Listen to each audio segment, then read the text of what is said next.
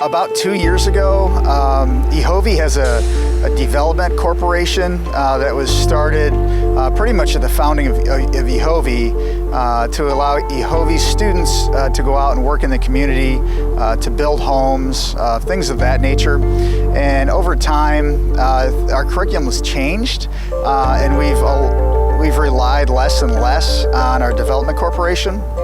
But in the past 2 years, we've engaged them a little bit more, and we want to be able to allow our students to work on projects that get them out in the community, that create a sense of pride and awareness about EHOVE, and connect all our programs together to help us network with each other here at EHOVE, with other staff members, with other students, but also interact with community businesses. And so we've been able to do that over the past 2 years. Obviously, COVID got in the way of this process, but our kids have persevered. And as you can see behind me, our students finished a tiny house for this school year. So the Development Corporation helped us fund this project. Without their help, this project couldn't have been completed. We were looking at potential activities for the students, and tiny homes came up as a subject. Looking at how would they be accepted in the municipals, such as your small villages and cities. Would it be acceptable? Would it be a viable possibility? And from that, I think that it took feet, basically, and moved on into 2018, where they started with a potential partner that was interested in it. That fell through, but in the meantime, they found a way to get it done, and I think the end result is just fabulous. I started with this project a little more than a year ago for the tiny house as the secretary and treasurer of Ed Development Corp. I got to oversee the spending process and contact and deal with some of the business and industry that we worked with to get payments made. As you probably saw in the video, Matt mentioned that we only had a small amount of money to work with for the project, and we got a lot of donations and participation from the business and industry around in our different communities, which was really wonderful to see. I am super excited to see this come to life. It feels like a long time in the making, particularly with COVID happening. We certainly stalled out for a minute, and getting to see the kids actually complete the project and getting to see it. I actually got to see it for the first time today, fully finished, and was so excited to see what they were able to do. And just listening to the kids today was exciting. I was mentioning to someone how cool it was to hear about them working with the other trades. You know, I don't think get to do that all the time in the classroom. So getting to see them commingle and learn about, each other and what their capabilities are and what that's like in the real world, I think was a big deal for them. My part in building the tiny house was making the cabinets and the drawers and the drawer faces, the frames. I made those with my STEM teacher, with a few of my other classmates as well. That was my part in making the tiny house. I loved all of it because I'm going into construction next year, so this was one of my favorite things to do this year. I was one of the lead electricians in building the tiny house. Did most of the wiring in the main panel and getting the power to the panel. I also helped with high voltage side from 240 to 120, even down to 12 volt. Actually seeing it be finished, we started it last winter, but then we had the pandemic hit, which stopped us on the work for it till about mid-fall this year. Then it just finally being done I'm glad to see it being done.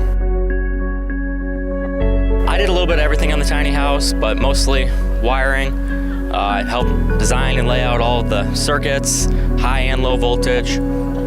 I helped install devices, and I also did a little bit of the underside plumbing, like the black and gray tank. It was nice to work on some with all my classmates and my friends. This year we weren't able to go out on a lot of job sites because of the pandemic, so this was a nice way to learn how to wire here at school in a more real environment. A favorite part of the project's probably been the last week, putting the final touches on and just seeing everything we've worked hard on for the last year come together and be a completed product.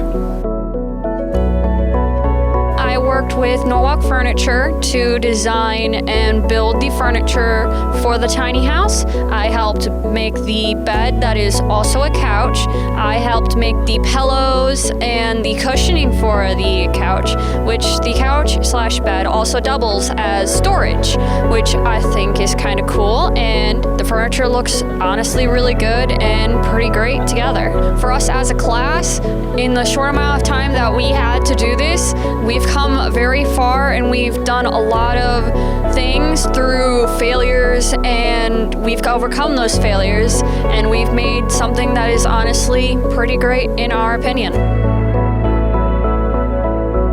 I worked a lot with Victoria, and we made the patterns for the cushions, and she picked out the fabric that they wanted to use, and we made the patterns for the cushions and for the throw pillows. We helped get the cores to go inside. So that was pretty much my job, was the sewing part. I was pretty excited to do it, you know. It's nice to give back. Somebody reached out to us from EHOVE and asked if we wanted to be a part of the tiny house, and it was a no-brainer for us. We really wanted to be a part of the community, and that's really what it's all about. Anything we can do to help the kids, the trades partners and everything like that. We need more tradesmen and women in our field, and anything we can do to help that is what we want to do. We actually donated the refrigerator, and I believe we're going to be working with them with the rest of the appliances inside the tiny house. It's very rewarding. You don't get this opportunity a lot to be part of the kids' lives and be part of a project like this. I don't believe they do this project every year, so it's very rewarding, and to have our name out there is always a good thing, and keep our name active in the community. We've been involved with EHOVE on quite a few different things over the years. We've been involved in a drug-free program and their mentorship program. So we've done a lot with EHOVE over the years, and that's where the contact came from. And when Matt Earhart gave us a call and asked if we'd be willing to help, we were very happy to do so. We got involved early on. We donated all the lumber for the framework and the sheathing for the outside of the building. It's a good feeling. It's knowing that we contributed and helped these students learn a little bit and get a little bit of experience that they might not otherwise have had to better prepare them to go out in the workforce. A while back, Matt Earhart called me and wanted to know if I would get involved in a tiny house they were building. And I said, sure. Our company, Wilkson Company, likes to be involved in the community and support our students. In the future of my company is dependent on these students.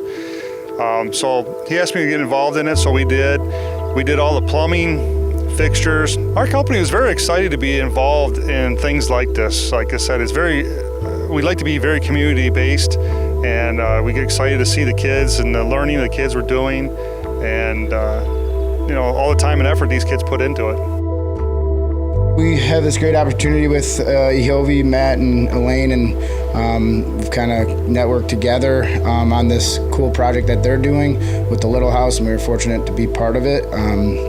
With the flooring portion of the house, that seems like they've got a lot of good local contractors that have helped out and been a part of it, and we're just glad we've been able to be part of it as well. So I think it's it's a good thing for our area to have a school like this, for local trades and businesses to have kids that are eager to get into the workforce right away, and it's a great opportunity for these kids at this time. So the STEM programs, and about 5 students from the STEM program built the cabinets. So with a lot of design process, we had kids that competed in the Skills USA cabinet making contest. So this tied this all in together. The STEM program is a comprehensive. STEM's very vast. So a lot of fields that we cover at EHOVE. I'm very excited. There was a lot of hours into this program, or into the tiny house. So the kids worked hard. came together. So that looks great. One of the great things about working on the tiny house is there is a portion of electrical, so our students did all the electrical work on it, but they also got to do a lot of the engineering and designing of what was going to go into that tiny house. And we also got to work with all the other trades, and we got to coordinate and figure out who was going to get to do what, when, and how we could all work together to meet this deadline that we have that's so very important. And for us, I think that's really one of the big benefits of the project. It really taught us how to work together as a team and how we have to communicate with each other and the different trades that are on a project, so that something that might not seem to affect us might really affect one of the other trades, and it's really important for us to do a good job and do our work the right way. So I thought it was a really good project for our students to do that. Well, last year we started building it. It's kind of a project I think our teacher and some other staff members had, and we got the trailer and pretty much built it from the ground up. We started with underside lighting, kind of worked our way up from there with the construction program, doing a lot of planning and stuff for the electrical work, diagrams and stuff, drawing it. I definitely am going to use the skills from building this, and obviously my own home and stuff, just fixing stuff and building stuff, but I do plan on going into the apprenticeship and stuff and learning more about electrical. I learned how to set up the lights, and there's a couple different tools I learned how to use, like a circular saw. Mainly just like different tools that I used is basically mostly what I learned. I'm really thankful about being able to do this, because it definitely taught me some things that I didn't know before, or gave me experience of what it would be like to actually work and wire up an actual house and all the things that you have to plan ahead. Really, for me, it was nice to see about framing and construction work. You know, in electrical, we do a lot of electrical, but looking and seeing how framing and construction work is done really helped my mind with how houses are put together. I am accepted into IBW Local 129, become an apprentice, and I start that in the summer.